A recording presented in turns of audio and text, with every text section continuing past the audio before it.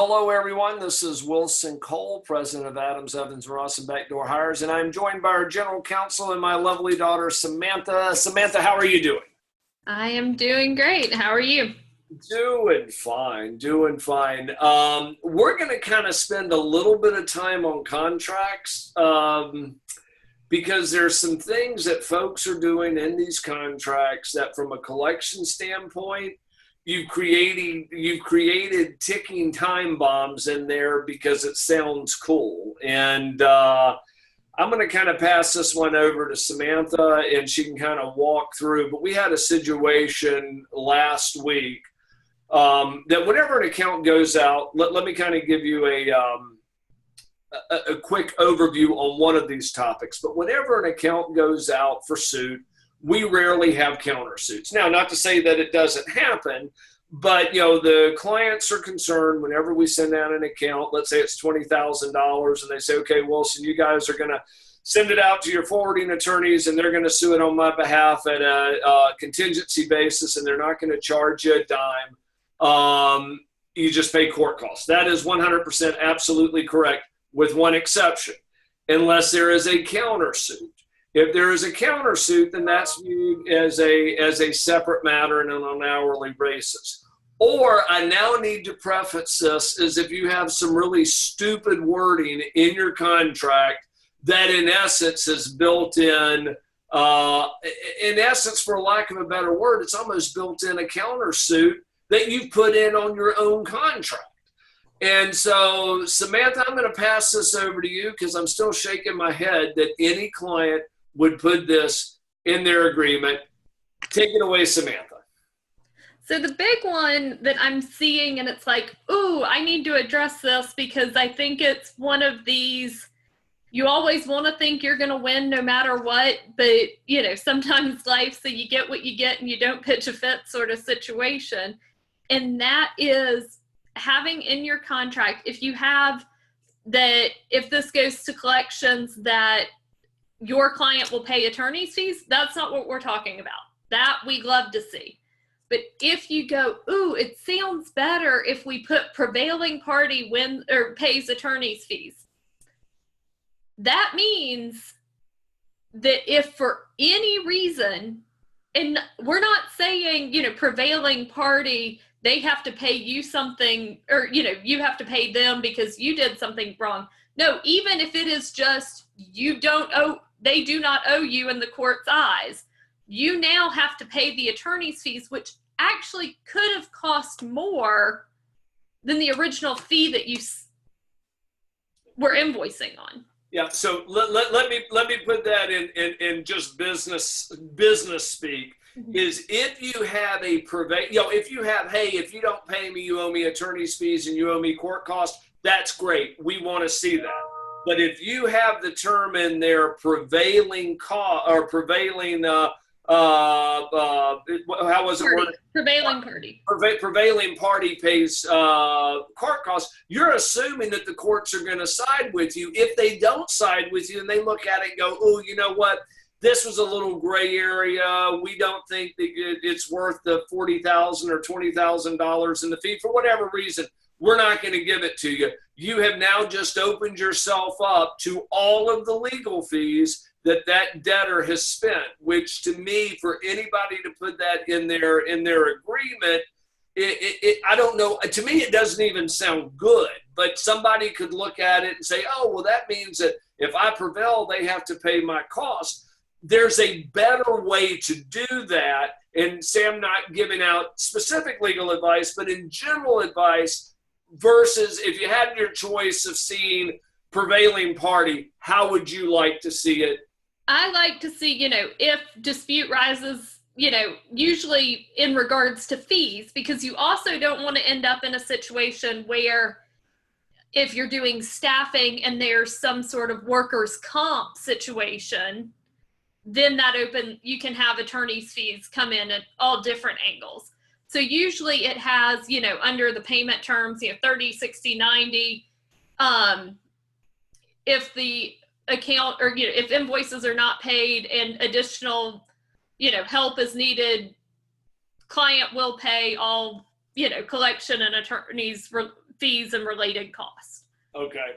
So basically leave the attorney's fees and collection costs specific to the payment of the said invoices. Yes. Okay.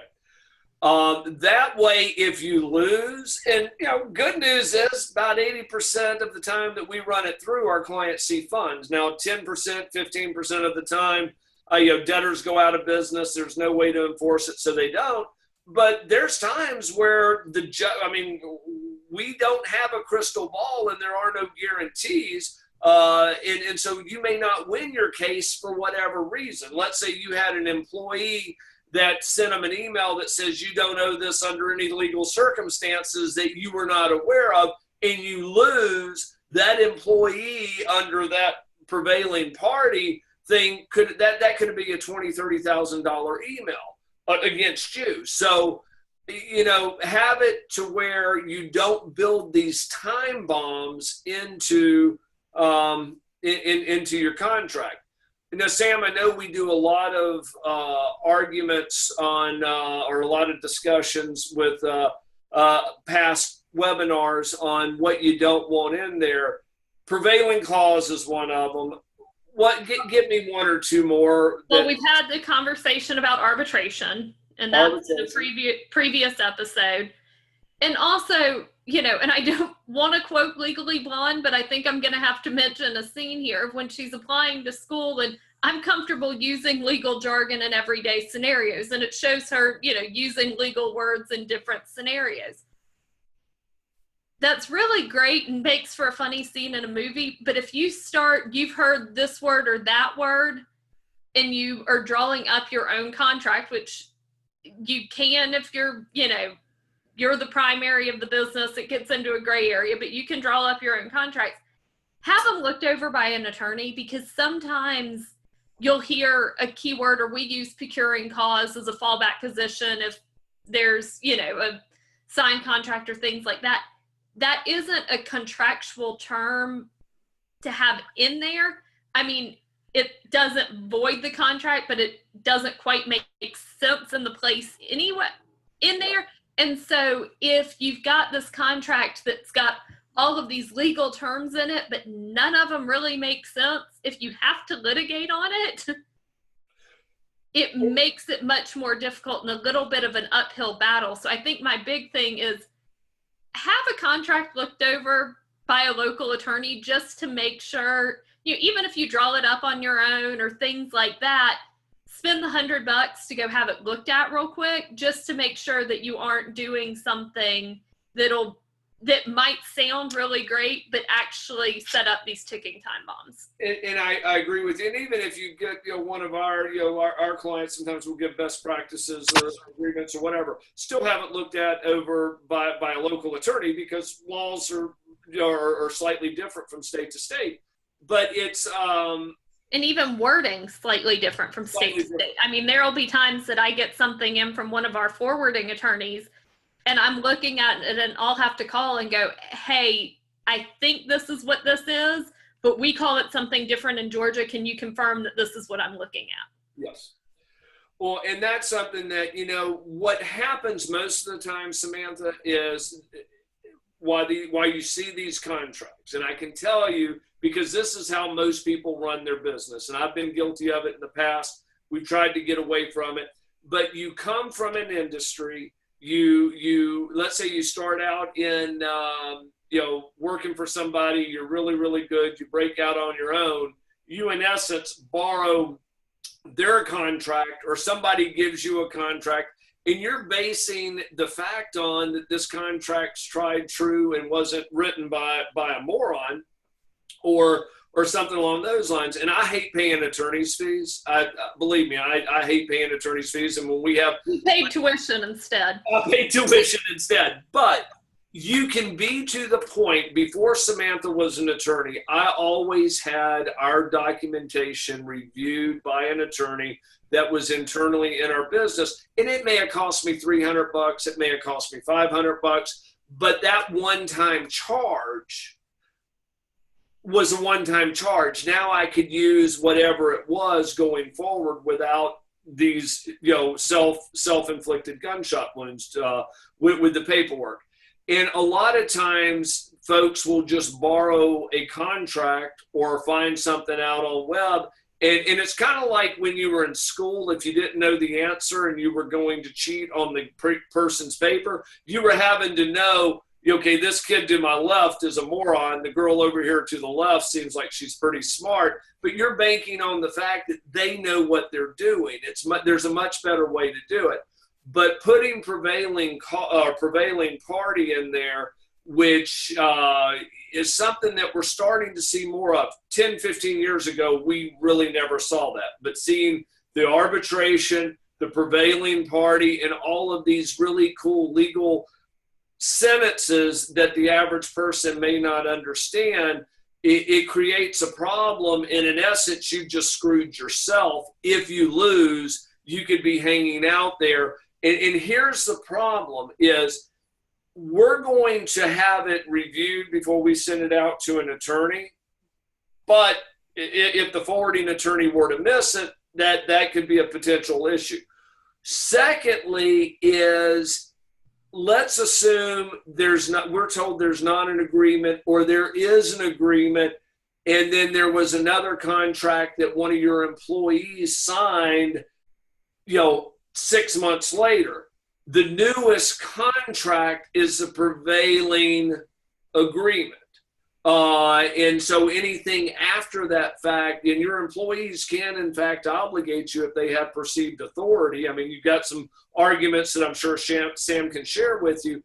But the biggest thing is, create an agreement and have it reviewed by your attorney, and don't have the prevailing cause, the mediation agreements, because at least with mediation, if the debtor refuses to pay for mediation, and Sam, I'm believing if they refuse to pay it, then you can jump to suit. You can't undo the prevailing cause. So just kind of take a look at your agreement. And I've always gone from the business philosophy of it really needs to be pretty simple and straightforward. And attorneys will always play the legal gotcha. And when they will argue what the term is means, they will still try to pick apart the agreement that you have. I got to debate what related means with 4 different attorneys last week. There you go. That's their job. That's that they're hinging on that word. So they're going to pick apart, they'll say, well, this agreement is vague, or this agreement, or they don't even say agreement. They'll typically say, well, it's just a piece of paper. No, it's a contract. It's a signed contract. But I would much rather have that attorney from a business standpoint say that agreement's kind of vague, versus giving them all kind of specifics that come back and bite you in the butt in 6 months if things don't go your way. Sam, closing arguments on this. I think my big thing is, make sure you know what it truly says. Because also, in the conversations I've recently had, I don't think all of the clients have actually known what their contract truly meant in action. Yes. And if there's a phrase that you don't understand, rule number 1 on a legal contract, be very scared of it. Because if you don't understand it, that's not a good thing. And so that's why having, competent, attorneys and sounding intelligent. I always look back at your mom and I were driving up. There is a waterfall in North Georgia called Amicalola Falls. Well, we are driving down the road and we are going there, and I forgot the name as I did here. And so I couldn't remember what it was said. So I look at her, I said, well, Anna, and so just Anna Nicola Falls fell out of my lips. And she looked at me and she says, dear God, and she repeated it, Amicalola, and it's not Anna Nicola Falls. So, which was good for a chuckle driving with my darling bride. If you don't know how to pronounce something or don't know what it means, dear God, don't have it in your contract. Don't be Or it might need to be in the contract, but at least have it defined to you by somebody who knows what it means. Oh, and that's my point. Have somebody, because there are things that you definitely want in that contract. And if you are dealing with their contract, you want to be super, super careful, because if they're adamant that you use their contract, subject for another whole day, but there can be some really bizarre stuff in there. For the sake of time, on this one, look at your contract, and if it says prevailing party, you got to revisit that from a collection standpoint. We can't give you legal advice. Sam can't give you legal advice, even though she's an attorney, but we're not a law firm. But I can tell you, prevailing party in a contract, if you lose, means that you have to pay your debtor's fee. So, Sam, closing arguments, and we'll call it a day. I think that's it. Well, we'll wrap up. We'll see you guys next Monday. And if you have any questions, or if you need any help on collections, I'm at 800-452-5287. I'm at extension 6578. You can either email Samantha at aercollections.com or Wilson at aercollections.com, and we'll go from there. But good luck dealing with whether you're dealing in staffing or recruiting, and thanks for joining.